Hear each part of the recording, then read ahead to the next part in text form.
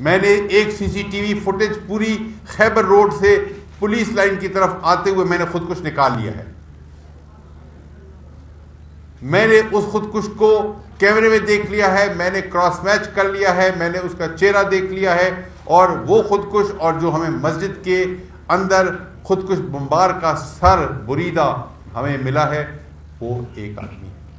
وہ پولیس کی یونیفارم میں ہے, اس نے جیکٹ پہنی ہوئی ہے, جیکٹ خودکش جیکٹ کی بات نہیں کر رہا ہوں, ریگولر جیسے پولیس والے عام نارمل جیکٹ پہن دیتے ہیں. میرے بچوں کو جو میرے سپاہی تھے جنہوں نے چیک کرنا تھا, کسی وجہ سے رہ گیا میرے سپاہیوں سے, نہیں کر سکے وہ چیک, پولیس کی وردی دیکھ کے, اپنا بھائی سمجھ کے, اپنا پیٹی والا سمجھ کے نہیں کر سکے چیک. میرے بچوں کو لوگ گمراہ کرنا شروع ہو گئے کہ جی آپ کو تو تحفظ ملنا چاہیے, جی آپ کے پاس تو یہ نہیں ہے, آپ کے پاس وہ نہیں ہے, جی سازشی سارے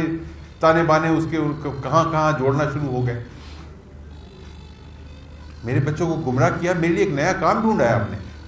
آپ سے مراد آپ کی بات نہیں کر رہا ہوں, جو لوگ کر رہے ہیں یہ, میرے لیے ایک اپنے نیا کام ڈھونڈا ہے کہ میں اپنے بچوں کو کبھی پریس کلب پشاور پہ ڈھونڈنے جاتا ہوں, کبھی پریس کلب مردان پہ جاتا ہوں, کبھی میں سوابی میں ہوتا ہوں, کبھی میں نوشہرہ میں ہوتا ہوں. میرے بچے جو لڑنے کے لیے ہیں, جن کو میں نے ٹرین کیا ہے, جن کو میں نے ویپن دیا ہے, جو بدلہ لینے کے لیے تیار ہیں, جو بدلہ لینے کے لیے کھڑے ہیں, وہ اب اپنے اگر حقوق کا احتجاج اور تحفظ کی بات کرنا شروع کر دیں تو پھر میں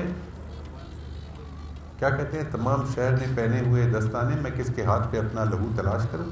میرے بچے اپنا قاتل, اپنے دشمن خود ڈھونڈتے ہیں, ڈھونڈ سکتے ہیں, ڈھونڈتے آئے ہیں, خود وہ کریں گے. تحفظ وہ کسی سے نہیں مانگیں گے, وہ اپنا تحفظ بھی کریں گے, وہ عوام کا تحفظ بھی کریں گے, وہ اس ملک کا تحفظ کریں گے, ملک کی سالمیت کا تحفظ کریں گے. ان کو تحفظ کی ضرورت نہیں ہے, اللہ تعالیٰ نے ان کی حفاظت کا ذمہ لیا ہوا ہے.